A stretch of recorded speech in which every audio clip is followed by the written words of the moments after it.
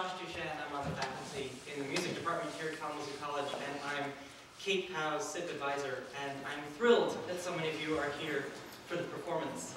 It's been a pleasure working with Kate, and she's worked really hard on this. It started all last summer, and she'll tell you about the process.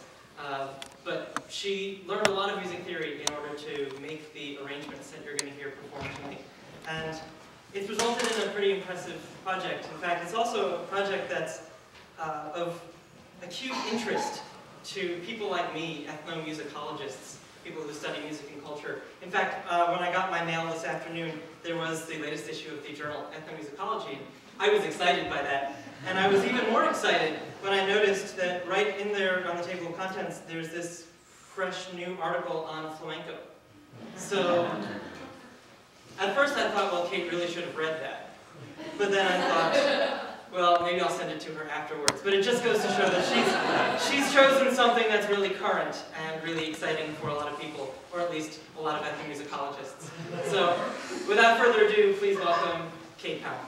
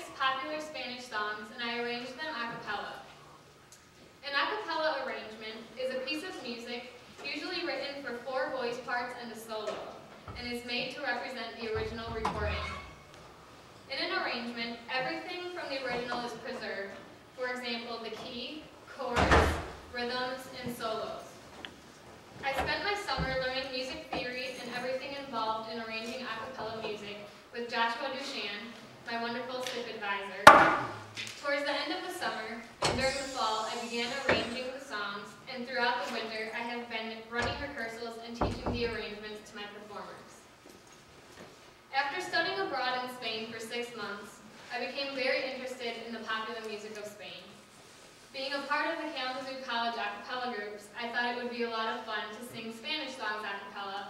However, a lot of the people in the group are not familiar with the Spanish language, so I decided to take this on as my own senior project. The song genres that I have chosen vary from traditional Spanish songs to flamenco all the way to hard rock. Flamenco music differs from other types as it is polyrhythmic, meaning that there are multiple rhythms happening at one time.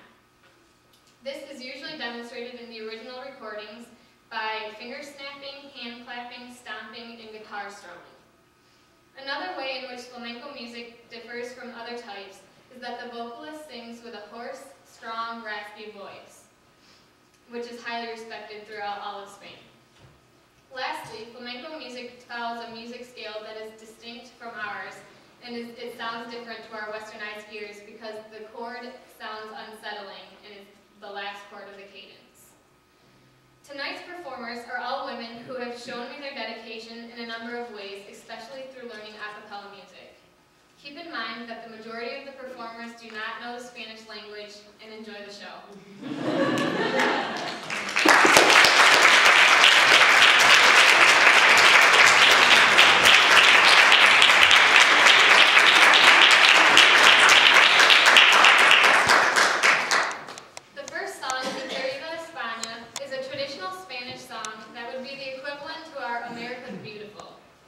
Literally translated as My Dear Spain, Mi Querida España was originally sung by Cecilia, who was the most sought-after singer and songwriter in Spain during the 1970s. Cecilia sings for her love for her country, touching on the importance of the daily afternoon naps, which is known as the siesta, religious ceremonies, and the closeness of her community. I included this song in my repertoire because it is one of the most popular traditional Spanish songs. In my arrangement, listen for the various rhythms between vocal parts that represent